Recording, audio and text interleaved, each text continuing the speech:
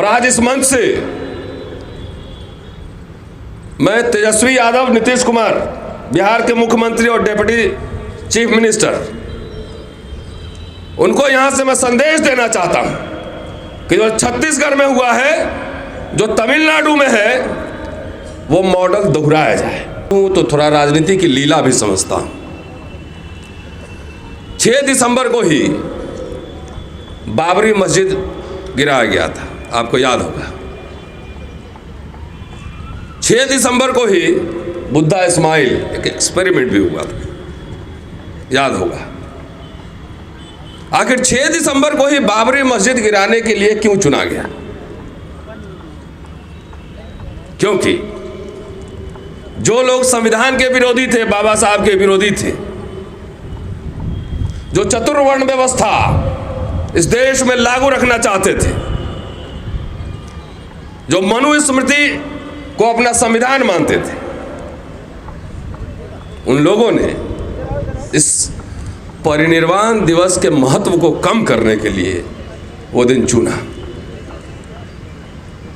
आज वही लोग शासन में शासन चला रहे हैं और संविधान की किस तरह से धज्जियां उड़ाई जा रही है,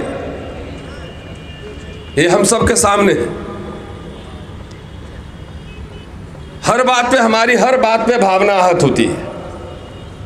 भाई क्या करूं, हम तो भावना आहत विश्वविद्यालय के पहले कुलपति तथागत बुद्ध और आधुनिक भारत के कुलपति डॉक्टर अंबेडकर का शागिर्द हूं। अगर इतना ही आपको दिक्कत है तो अंबेडकर साहब की राइटिंग्स क्यों आप छापते हैं? गौतम साहब यहां बैठे हुए हैं, पहले मेरे से भावना आहत हुई थी, अब गौतम साहब से भी हो गई। तो मैं तो इनसे कहा था कि सीधा खड़ा होइए और पेज नंबर, वॉल्यूम नंबर मैं दे देता हूं, पूरे दिल्ली में पर्चा छपवा दीजिए कि नरेंद्र मोदी सरकार में ये किताबें छपी है, ये पेज नंबर है, थावर चंद गहलोत ने शुभकामना संदेश दिया, छपा हुआ है। आप ये तय कर लो कि बाबा साहब को मानते हो कि नहीं मानते हो। वो कहते हैं तो हम सांस्कृतिक काम कर रहे हैं, लेकिन विशुद्ध राजनीतिक काम कर रहे हैं। और हमारे राजनीतिक, मैं तो कहता हूं कि भाई मैं कोई समाज सुधारक नहीं हूं, मेरी विशुद्ध रूप से राजनीतिक समझ है। जो बाबा साहब के सामने ज्यादा झुके, जो संविधान के सामने ज्यादा झुके, उससे सावधान रहने की जरूरत है।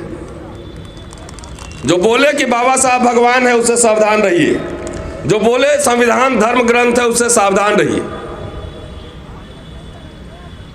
मुद्दे बहुत हैं, कल भी मैं आऊंगा, कल विस्तार से बात होगी, आज बहुत सारे वक्ता है। गौतम साहब 50 लाख रुपए वाले कहां गए, मिले कि नहीं? तो हमने कहा था नागपुर में कि भाई पहले इनकम टैक्स ईडी को भेजो वहां पे, बाबा लोग के पास पैसा कहां से आता है 50 लाख रुपए। कहता है, दूसरे को कहता है कि तुम लेके आओ, बाबा अपने भी आ जाओ कभी कभी। और कितने लोग लेके आओगे ये भी बता देना, चाय नाश्ते का प्रबंध भी करना पड़ता है। दोस्तों, लेटेस्ट इसी पे बोल के मैं बात समाप्त करूंगा। EWS सुदामा कोटा पहला जातिवादी कोटा है। ओबीसी का कोटा था, अदर बैकवर्ड क्लासेस, उसमें ब्राह्मण भी हैं, ठाकुर भी हैं, ओबीसी। पहली बार ये जातिवादी कोटा आया है, 48 घंटे में संसद में पास हो गया। सुप्रीम कोर्ट में जो लीला हुई, वो लीला आपने दिखाई है। भाई पहला ऐसा, ये इसको अफर्मेटिव एक्शन बोलते हैं, पहला ऐसा ये कोटा है जिसमें न कोई कमीशन बैठा, न सर्वे हुआ, न आंकड़े हैं, कुछ भी नहीं। और 10% जो है कोटा हो गया। मैं तो छत्तीसगढ़ सरकार, भूपेश बघेल साहब को बधाई देता कि जब तुमने वो सीमा रेखा तोड़ ही दी, तो अब 50 क्या, अब करो 80% करो। और आज इस मंच से मैं तेजस्वी यादव, नीतीश कुमार, बिहार के मुख्यमंत्री और डिप्टी चीफ मिनिस्टर, उनको यहां से मैं संदेश देना चाहता हूं कि जो छत्तीसगढ़ में हुआ है, जो तमिलनाडु में है, वो मॉडल दोहराया जाए। और ये सिर्फ सरकारी में नहीं, नौकरी में नहीं, नौकरियां बचेगा। सबसे ज्यादा मार हमारे लोगों पर पड़ी है, क्लास 3, क्लास 4। ठेकेदारी में तमाम इस तरह के डिस्ट्रीब्यूशन में आप रिजर्वेशन लागू कीजिए और जिसकी जितनी संख्या भारी, जो जो सत्ता में है, सब लोग वोट दीजिए। हम मुझे चुनाव नहीं लड़ना है। इस मंच से 2 दिन में जो मंथन हो, यह जरूर स्पष्ट होना चाहिए, ये एक सामाजिक संगठनों का मेला है।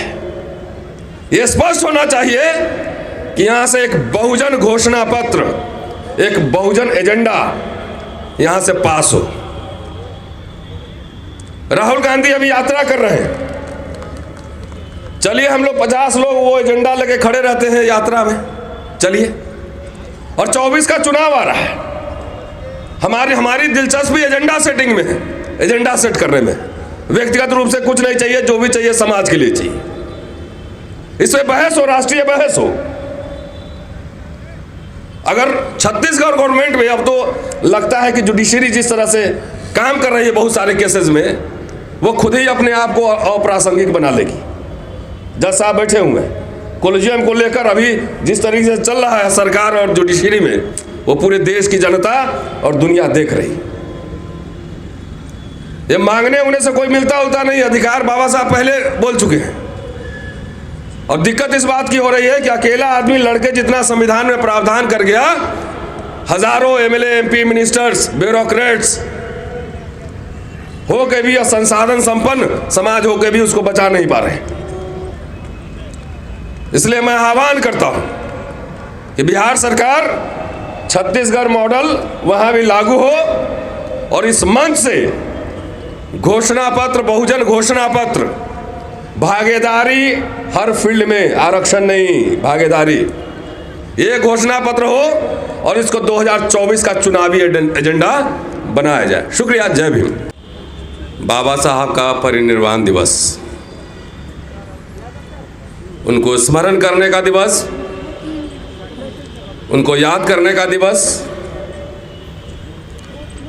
उनको, उनके संघर्षों को, उनकी उपलब्धियों को और जो कंट्रीब्यूशन, जो योगदान उन्होंने भारत राष्ट्र को दिया है, सबको स्मरण करने का दिन है। बाबा साहब को नमन पेश करता हूं। आज समय कम है, इसलिए कोई औपचारिकता मैंने नहीं की है।